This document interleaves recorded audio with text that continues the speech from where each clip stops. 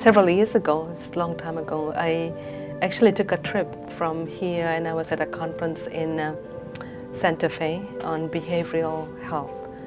And coming back, I came through Phoenix, Palm Springs to Vancouver. And when I came back, I actually felt sick. I had a flu. And when I actually came out of that flu, when I got better, there was something really wrong with me. And I didn't know what was wrong. I was very lucky that, I worked with physicians. I went to the office, and so I just asked one of my physicians, I said, there's something really wrong with me. I don't know what is going on. And so he sent me for several tests, and he did tests after. So the initial tests showed that I had elevated liver function tests, which I don't know what that was about. And so he kept, sent me for several tests.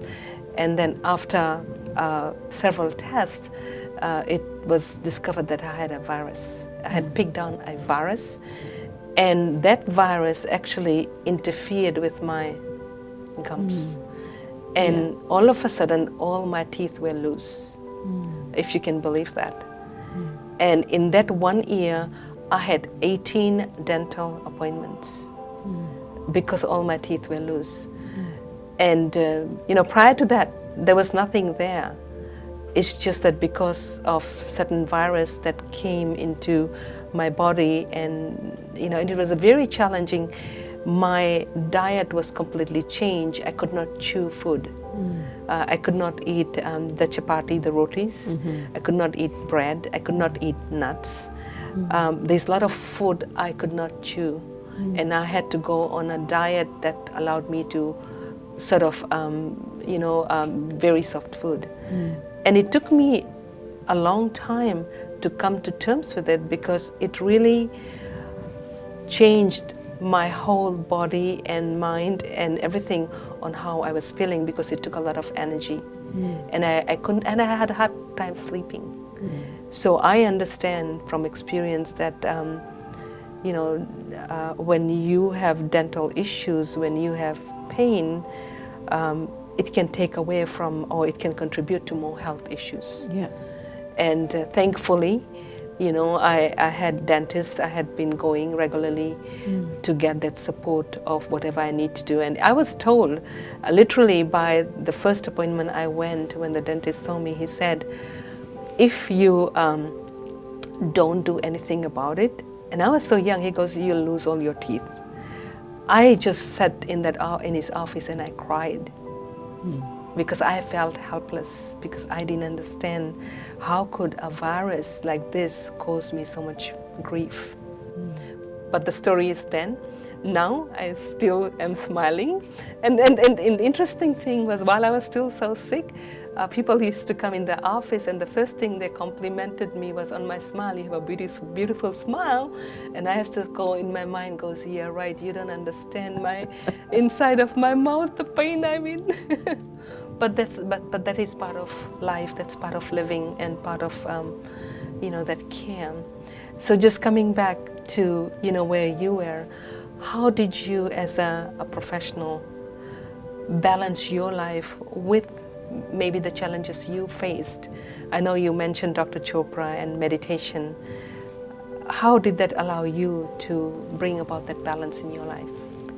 Actually, it was one very important. When we were talking, I remember one time I was coming from Brazil. I was on the plane, and I met a few dentists who were coming to a conference in Miami. And then the dentist told me, because they used to know me very well there, thinking I was a very strong woman, But because of that challenge coming back, I kind of lose more the power within.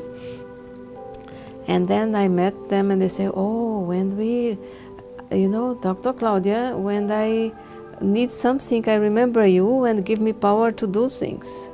And when they are talking like that, I say, but that Dr. Claudia is not there anymore. The power is less. Because then I find out, because the power of the soul, we lose that power of the soul. So then when I came to, because I was thinking about Dr. Deepak Chopra telling us about the meditation, I kept that back in my mind. When I immigrate, I decide, okay, I'm going to, 2 things that I want to do in my life is to learn how to paint and to learn meditation. Yeah. So I start searching where to go, and then I found Brahma Kumaris, so I entered there. When I entered there, one sister told me, I said, yeah, I came for meditation. She said, we do meditation with God. That's what I'm looking for. Yeah, that's what I'm looking for, because that's what I was really looking. I want to be close to Him. So then I start until now. And I find out this helped me a lot, specifically when I was going through the exam. When I was taking because to take the exam to become a dentist is not easy. We have to go through lots of exam. And my time was even more exam than now. But then, anyhow, but when I was doing with the patients at the exam, one assistant came and said, Doctor, you are so calm.